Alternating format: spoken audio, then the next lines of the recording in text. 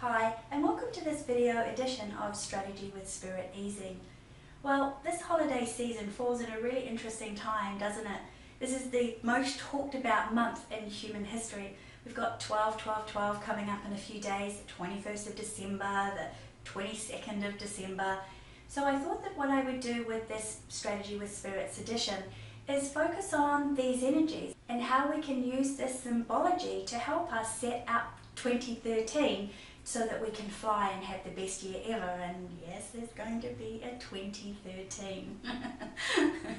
So the perspective that I'm going to take is that what you focus on increases, and what we focus on collectively increases exponentially.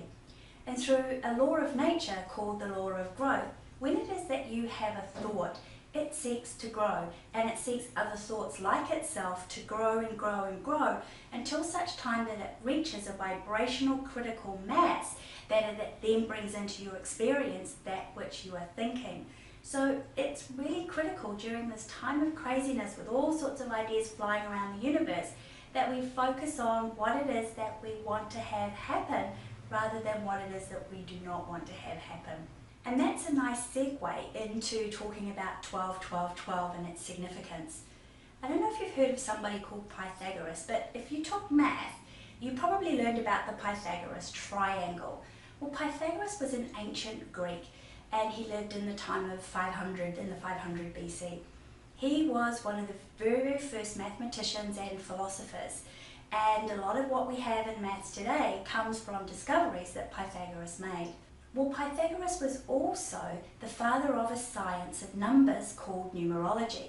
And the Chinese, the Japanese, the Hebrews, the Egyptians, the Phoenicians, early Christians, Mayans and Incas, these were all cultures that used the science of numbers or numerology to help them understand a little bit more about themselves, the universe they live in, and their relationship to the divine. So in numerology, the number 12 is a signpost. It's kind of drawing attention for us to have a look at that this is a number, firstly, of a completion of a cycle, and also it's said to be about cosmic karma and cosmic harmony being implemented into our material universe. So being a completion then, it's interesting to note that we do have 12 months of the year, and we are in the 12th month of the year. We're completing a cycle, getting ready to start another cycle. There were 12 signs in the zodiac. There were 12 apostles. There are 12 major halftones in music. So the number 12 has actually already had some kind of a significance in the way that we order our lives and our culture. So in just a few days, we're going to have a date that only happens every 100 years, and that's a 12-12-12 date, the 12th of December 2012 in this instance. So it is a significant signpost then for us to pay attention to. We can have some lessons learned here about ourselves, the universe we live in, and our relationship to the divine. And it's made even more significant in numerology because when you add all of those dates up, it comes to 11. And 11 is the first of the master numbers. And master numbers represent opportunities for a giant quantum evolutionary leap, which is what this 12-12-12 is about. Now this quantum leap is said to be in the spiritual realm. And in history, we've had a number of quantum leaps. We've taken many quantum leaps. If you think about the quantum leap from becoming from being nomadic to becoming agricultural and more sedentary in our lifestyle, and then from that taking the quantum leap into the industrial age. The move of women outside of the home, mainly into paid work, that's been a quantum leap for humanity. Having a motor car has been a quantum leap. The cell phone, the iPad, these are all events and inventions that have occurred in moments of human history that have caused us to take a quantum leap in the way that we live. Now this time, we're going to be taking a quantum leap spiritually because 12 is the number of the cosmic karma and the cosmic harmony being implemented into the material world.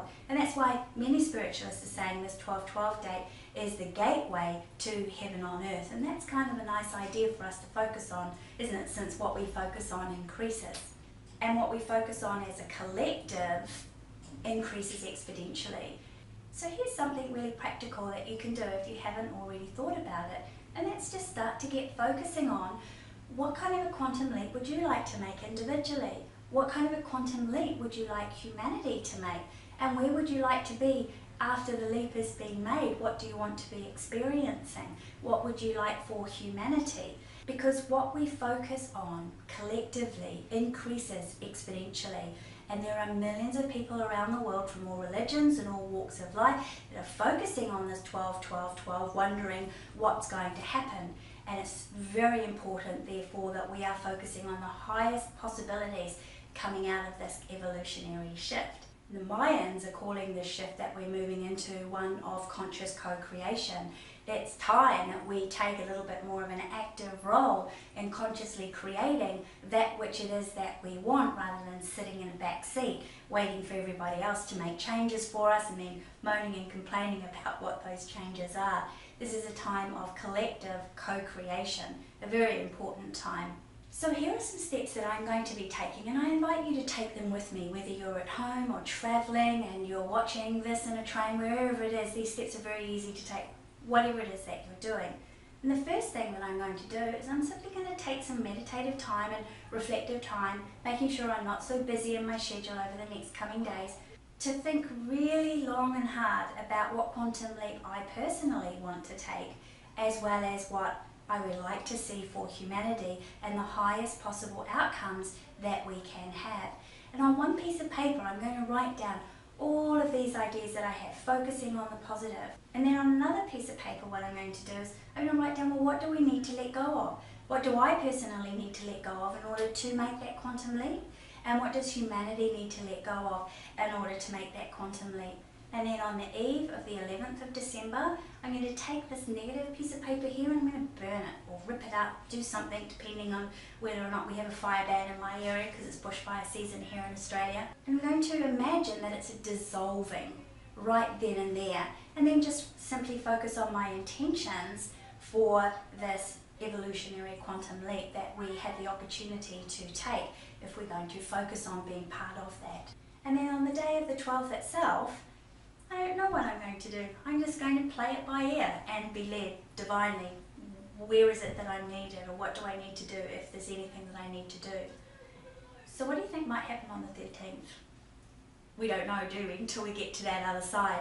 What do you want to have happen? Where do you want to be on the 13th? That's the whole focus, really, isn't it?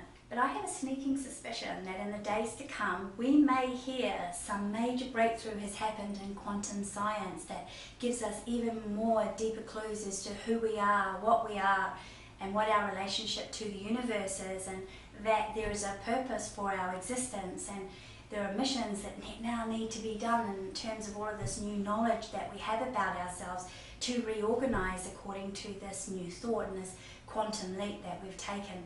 That's just my postulation. We'll have to wait and see what happens there. So once again, being that this is a time, it's really important to focus on the positive, and it's even more important that we join the collective of positive thinking and positive intending, because collectively what we focus on increases exponentially.